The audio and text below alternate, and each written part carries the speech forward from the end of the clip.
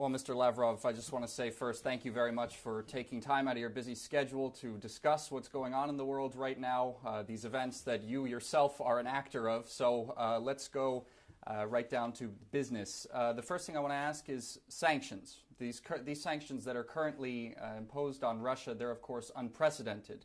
And they are really negatively affecting the lives of ordinary Russians, even though Washington is saying that it's not targeting Russians. What can you say about what the goal of these sanctions are and who the target really is?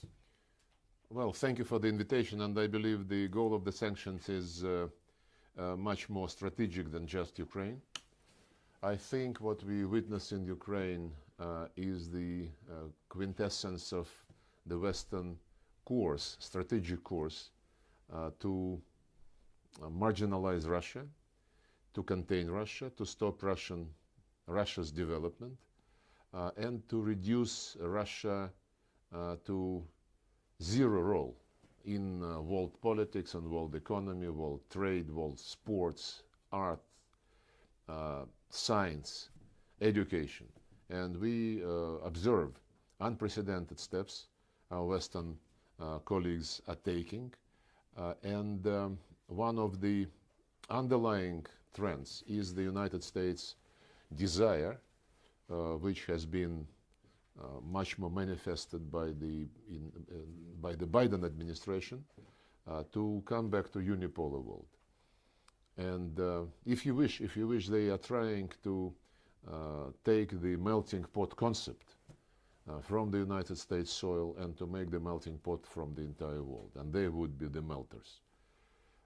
The European Union already, I think 99% stopped trying to be independent. President Macron, of course, keeps repeating that strategic autonomy for the European Union is his goal, and he would be fighting for it, but my guess is that he would not succeed. Germany is already absolutely ready to be under the United States orders, and the situation with Nord Stream 2 clearly indicated what exact place in the world politics Germany occupies now, when the Americans, in fact, have persuaded, quote unquote, the Germans and others that they, the Americans, know much better what Europe needs for its energy security than Europeans themselves. And there are many examples like this. So the sanctions drive is going to continue. They are threatening the fifth wave. Maybe there would be another wave, but we're used to it. And I will recall that long before the Ukrainian crisis erupted because of the illegal anti-constitutional coup d'etat, the sanctions were already imposed on us. It was, when the Jackson-Vanik Amendment was repealed, Magnitsky Act was immediately introduced, and sanctions in one way or another stayed. And then there was a series of sanctions, as you mentioned, to punish us, basically, for supporting the legitimate cause of Russians in Ukraine, basically, Russians in Crimea. You know the story. I wouldn't rehearse the events and the sequence of events, but the latest sanctions wave was really unprecedented, and as President Putin recalled, we are now champions of the number of sanctions introduced against the Russian Federation, more than 5,000 individual acts, almost twice as many as was introduced against Iran and North Korea. But sanctions always made us stronger. After the sanctions announced in 2014, when the West could not accept the free vote of Crimeans to rejoin the Russian Federation, when the West basically supported illegitimate anti-constitutional coup d'etat, when the West ignored. You know what was very interesting for me when I talked about those events to my Western colleagues? They very often use the tactic of cutting off unwanted historical period. The situation in Ukraine, they start discussing only with what they call annexation of Crimea. If you remind them that it all started with the European Union being unable to insist on the implementation of the deal which they guaranteed by the opposition, and when the opposition just has thrown away the deal signed and guaranteed by the European Union, and then the leaders of the opposition and of the so-called Maidan, the radicals like Dmitry Yarosh, was saying, we stand for Ukraine without Ruskis and Katsaps, which is Muscovites. And he publicly stated that if the Russians, well, he said the Russians in Crimea would never think Ukrainian, would never speak Ukrainian, would never glorify the heroes, meaning Bandera and Shukhevich and other collaborators of Hitler, then the Russians must be, and that's why the Russians must be swiped out of Crimea. Actually, this was said a couple of weeks before the Crimeans eventually decided to go to referendum. And these words were accompanied by deeds. They sent armed groups to take control of the Crimean parliament, and that's how it all started. Not to mention the initiative immediately on the first day of this coup d'etat, the putschist introduced initiative to do away with the status of the Russian language in Ukraine, which was in the Ukrainian constitution. So all these instincts were immediately translated into very Russophobic policies. And by the way, the idea that Russians should get out of Ukraine is still very much on the mind of politicians in this country. Oleg Tyagnybok, the leader of the ultra-radical party Svoboda, Freedom, repeatedly says that we must have derussification, as he says, as he calls it, and derussification means that ethnic Russians must not have their own language, history, and identity in Ukraine, and so many similar things. But what is more important for us to understand the current state of play is statements by Zelensky himself. So I said that the ultra-radical called for Russians to be wiped out of Crimea, and President Zelensky in September last year said, if you believe you're a Russian, if you believe you want to be a Russian, and if you want to be friendly with Russia, go to Russia. He said this just a few months ago. So coming back to sanctions, sanctions we will survive. The measures which the president and the government are developing, elaborating, and they're being announced, this is only the beginning of our economy to get adjusted to the new situation. After 2014, as I started to say, we did gain experience to rely upon ourselves. And the biggest lesson from this particular historic period is, unlike what we saw after 2014, that now, if there was any illusion that we can one day rely on our Western partners, this illusion is no longer there.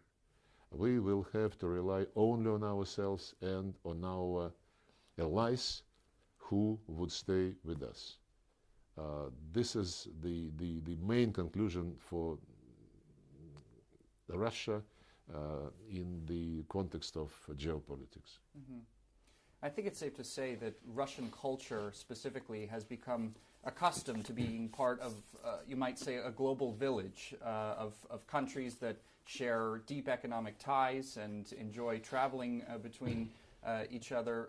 How do you think these sanctions are going to influence the everyday life of Russians in the long term in relation to that? Well, as I said, the assessment of what is going on, in my view, clearly indicates that what the American wants is a unipolar world, which would be not like a global village, which would be like an American village, and maybe American saloon where, you know, who is the strongest is calling the shots. And I said they are succeeding to mobilize behind themselves and on the basis of their own interests the entire Western world, which is indicative of how independent NATO members and European Union members are, and which is indicative what place the European Union, as I said, would have in the future configuration of the world situation and world system. There are players who would never accept the global village under the American sheriff, and China, India, Brazil, Argentina, Mexico. I am sure these countries do not want to be just in a position when Uncle Sam orders them something and they say, yes, sir. And of course, Russia is not in the category of countries who would be ready to do so. Actually, when the Americans and Western Europeans and others say that Russia was defeated in the General Assembly because vast majority of countries voted against the Russian action in Ukraine, it's misleading.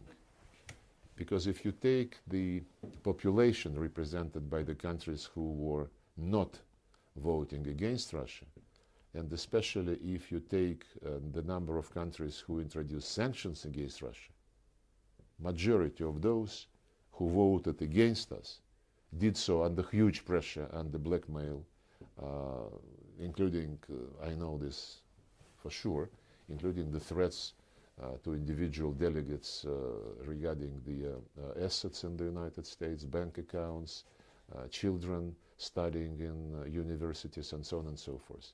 It's absolutely unprecedented blackmail and pressure without any scruples. So majority of those countries who voted with the West, they did not and they would not introduce sanctions against Russia. They believe that it's, not very big price to pay for their own practical cooperation with Russia, just to vote on something which is needed for the West for entirely propagandistic purposes. So we will be, as always, open to cooperation with anyone who is ready to do so on the equal basis, on the basis of mutual respect and searching for balance of interests. And the countries in the east of Russia are much more disposed to act on this basis, and we will certainly reciprocate for the benefit of both us and our partners. We are not closing the door on the West. They are doing so.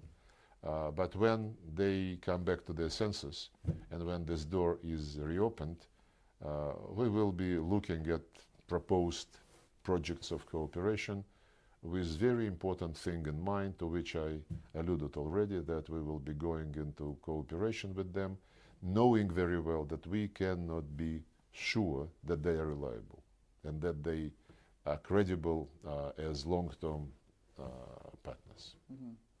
Well, I'd like to take the discussion now to a sort of different topic, these U.S.-sponsored biolabs in Ukraine. I mean, for years already, Russia has been trying to bring the world's attention to them, and the latest piece of evidence connected to them, the Russian military just put forward not too long ago with documents signed by U.S. officials in connection to them. Why do you think the world is not paying so much attention to these biolabs, and will Washington and its allies be held accountable for what they're doing there? Actually, it's interesting that the special military operation launched by the President of the Russian Federation helped discover many things which are very important for understanding of what is going on. Recently, the military of Russia, together with Donetsk and Lugansk forces, discovered documents of the Ukrainian general staff indicating clearly that they were preparing a massive attack against Donetsk and Lugansk republics. So the operation which was launched by Russia, in fact, preempted the threat and did not allow them to implement what they wanted to do, and they wanted to do exactly what they failed to do implementing the Minsk agreements. They were trying to use what they call Plan B, and to take these territories by force with bloodshed on unbelievable scale, in addition to what they have been doing to civilians for the last 8 years. But another set of documents which was discovered is, as you said, documents related to military biological activity of the United States in Ukraine, the documents with signatures of Ukrainian officials, US military. Those laboratories are created, have been created by the United States all over the world, more than 300 laboratories in various countries, many of them on the perimeter of the Russian Federation and the former Soviet republics, including Ukraine. Ukraine is probably the biggest project for the Pentagon, who is running this show. The Special Defense Threat Reduction Agency of the Pentagon is in charge of this biological activity, and they're developing very dangerous pathogens, including plague, including brucellosis, anthrax, many others, which are really very dangerous, and we know that they were experimenting on potential infections which could be related to the ethnic groups living in the east of Ukraine and in neighboring regions of Russia. We have been raising this issue in international organizations for, well, I would say almost more than 20 years. In 2001, we suggested that the countries participating in Convention on Prohibition of Biological and Toxin Weapons should develop a verification mechanism which would be transparent, which would be understood by everybody and applied to everybody. Because the convention itself provides for consultations if any participating state has some suspicions or some information which the state would like to clarify, and if these consultations indicate that there is a good reason for some kind of investigation, then investigation is supposed to be launched. But there is no mechanism to investigate, and there is no mechanism which would require each and every country, in response to an address, to provide information and to guarantee transparency of its biological activity anywhere, be it on your own territory or abroad. By the way, the Americans some years ago decided that it is too dangerous to do these things on their own soil. So they moved all these threatening and dangerous activities to other countries, and more they concentrate their research and experiments around the borders of the Russian Federation and China. So we will be insisting on this issue to be picked up by the Biological Weapons Convention, but also by the Security Council, because it's a clear threat to international peace and security. And the meeting of the Security Council initiated by the Russian Federation is taking place on the 18th of March itself. And we will be again emphasizing the importance of negotiating a legally binding protocol to the Convention on Biological Weapons, which would require obligatory transparency measures by any participating state. The Americans, I have no slightest doubt, would be against it, but this position of them is not defendable. I am convinced that more and more countries understand how dangerous these plans are, and we will continue to fight them. Mm-hmm.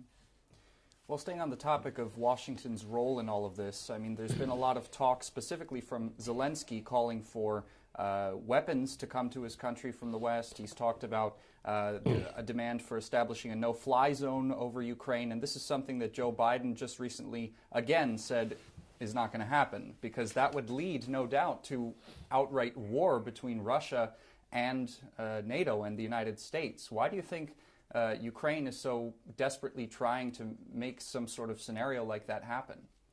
Well, I think Ukraine understands that Joe Biden, whatever you think of some of his statements, is a very experienced politician, and he understands that it is absolutely inadmissible to establish something like a no-fly zone, to provide planes to Ukraine, and to do other things which will bring the risk of direct confrontation between NATO and Russia immediately. But Zelensky also understands that there are much less responsible politicians in the United States who are being agitated by Ukrainian lobby and just driven by Russophobic feelings, and many of them are in Congress. And as you know, they adopt every now and then resolutions condemning Russia, threatening Russia, and I believe he is counting on them pushing the president in the direction of a more confrontational approach. Well, we clearly said that any cargo moving into Ukrainian territory, which we would believe is carrying weapons, would be a fair game.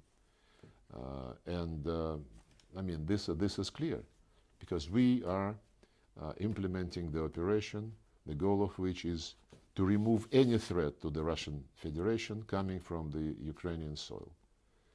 And this was part of our proposal in December last year, when we suggested that we negotiate with NATO security guarantees, the way which would be codifying the old agreement reached at the highest level, that no country should increase its security at the expense of the security of others. So they know what it is all about. Number two, they also speak about missile defense. And for obvious reasons, for pragmatic reasons, they think of asking NATO members who possess Soviet air defense systems to share this with them. I would like to remind the countries who might be playing with this idea that the Soviet and Russia made systems of missile defense or of any other purpose are there on the basis of intergovernmental agreements and contracts, which includes end-user certificate. And the end-user certificate does not allow them to send these weapons to any third country without our consent. This is a legal obligation. I understand that legality and legal obligations is not something which our Western colleagues respect these days.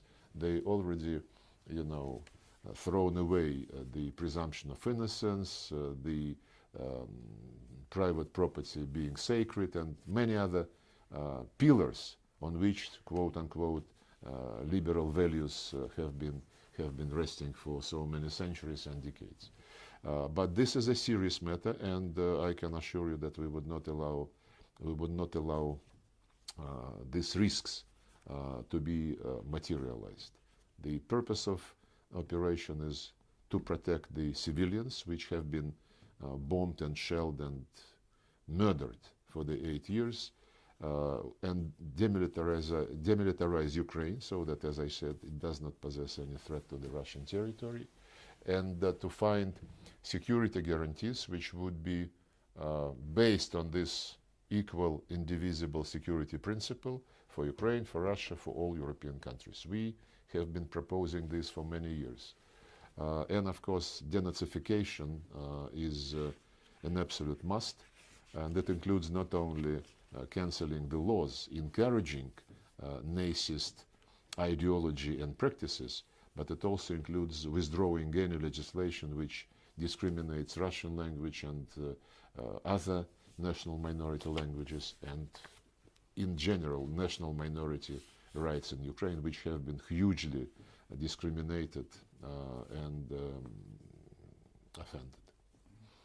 Well, we've talked a lot about the kinetic war, but I wanted to ask another question about the information war, actually. A few days ago, the White House had a briefing with several popular TikTokers in the United States, and they were basically, briefed on a new anti-Russian narrative that Washington wants to put forward. What do you think about such a sort of underhanded propaganda technique when it's usually Russia that they're accusing of misinformation and underhanded tactics?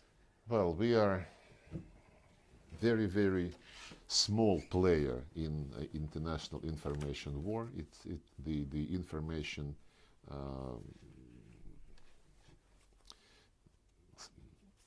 world information is dominated by the media belonging to the Americans, the Brits, Anglo-Saxons in general, and of course the Germans, the French, and others.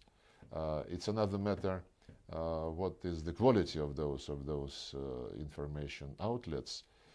They more and more become, if you take CNN, they prefer to avoid analytical materials, and they more and more concentrate on some reports which would be made of slogans. Russia is an aggressor.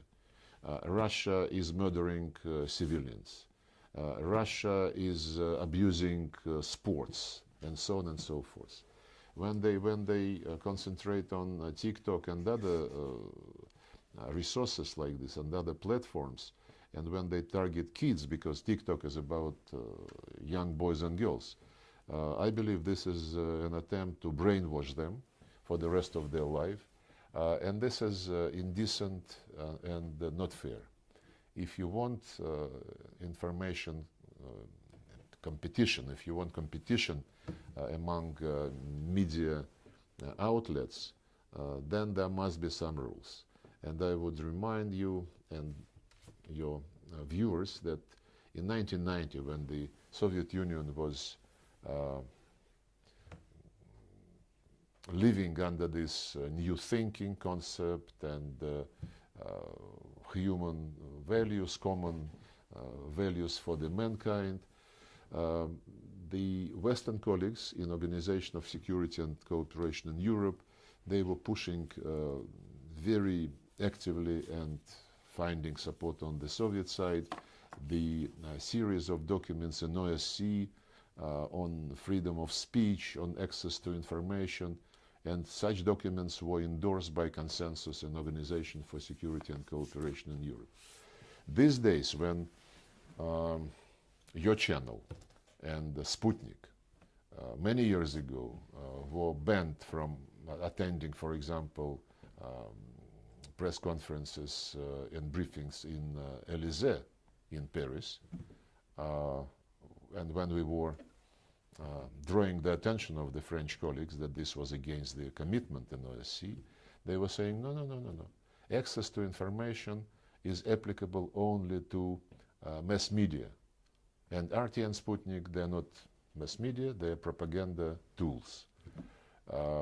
Another example of abusing the commitments and obligations, when a couple of years ago in London there was a conference on freedom of media in the modern world, we were not even invited. And no Russian media was invited. So we know the manners and the tricks which are being used by the Western countries to manipulate media. We understood long ago that there is no such thing as an independent Western media. If you take the United States, only Fox News is trying to present some alternative point of view. But when you watch other channels, and when you read social networks and internet platforms, when acting president was blocked, as you know, and this censorship continues in very big way, and the substitution of notions, whenever something is happening by the way of mass protests, mass demonstrations, which they don't like, they immediately call it domestic terrorism. So It's a war, and it's a war which involves the methods of information terrorism. There is no doubt about this. The very interesting example was yesterday when Bild newspaper in Germany published a piece saying that myself,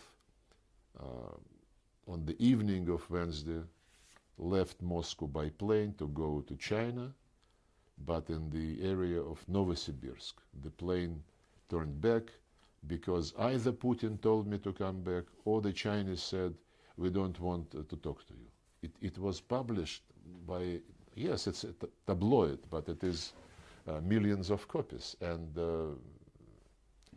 it's a shame that we have these habits being introduced into the information world by our friends, and it is not by incident that Putin said about the existence of the empire of lies.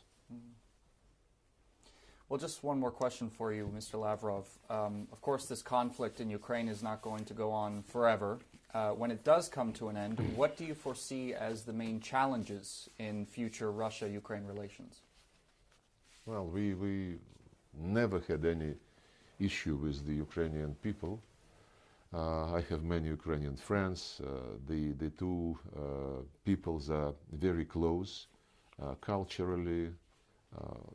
Practically all of them speak, and those who don't, they understand the Russian language, culture, common history, way of life, attitude to life, traditions of families and communities. So I hope that when this anomaly is over, this will gradually come back. It will have to be gradual. It cannot come back fast because the efforts of our Western colleagues to make Ukraine a Russophobic and anti-Russian instrument, anti-Russia, as Putin called it, they started long ago. And they are already rather deeply rooted in Ukrainian mentality, especially the young generation, which was born after the demise of the Soviet Union. They have been indoctrinated in a very, very heavy way. And then the efforts were taken systemically to train military officers on the basis of radical Bandera and Shukhevich style methodology. The purpose being to make sure that they would not become friendly to Russia again, and that they would build their nationalism, nationalistic feelings, as the means to strengthen the statehood of their country. But this purpose, the purpose was always to make sure that Russia does not have Ukraine as a friend. It's like Zbigniew Brzezinski in the late 90s, last century. He said, Russia with Ukraine, with a friendly Ukraine next to it, is a superpower. Russia with Ukraine, which is not friendly to Russia, is just a regional player.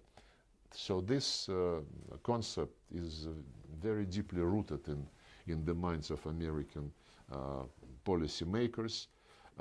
And it will take time to get rid of those negative legacies. Even now, when the armed forces of Ukraine are fighting, trying to procrastinate the crisis, this is happening because the leaders of Ukraine, with the help of American and other Western advisors, reformed the army the way which put these radicals, Bandera-like trained officers, to lead all more or less meaningful units in the Ukrainian army. And these people radicalize and terrorize others, especially those who don't believe that this should be the fate of their country. And the way they behave in the cities in Mariupol, the refugees who are coming from Mariupol to Russia in dozens of thousands, they tell their stories. It's really threatening how this kind of people command armed men and women. But I am sure, at the end of the day, the historic closeness of two fraternal nations will certainly prevail. Well, on that note, Mr. Lavrov, thanks again for giving us this interview and showing our viewers the Russian viewpoint. It was a great discussion. Thank you very much.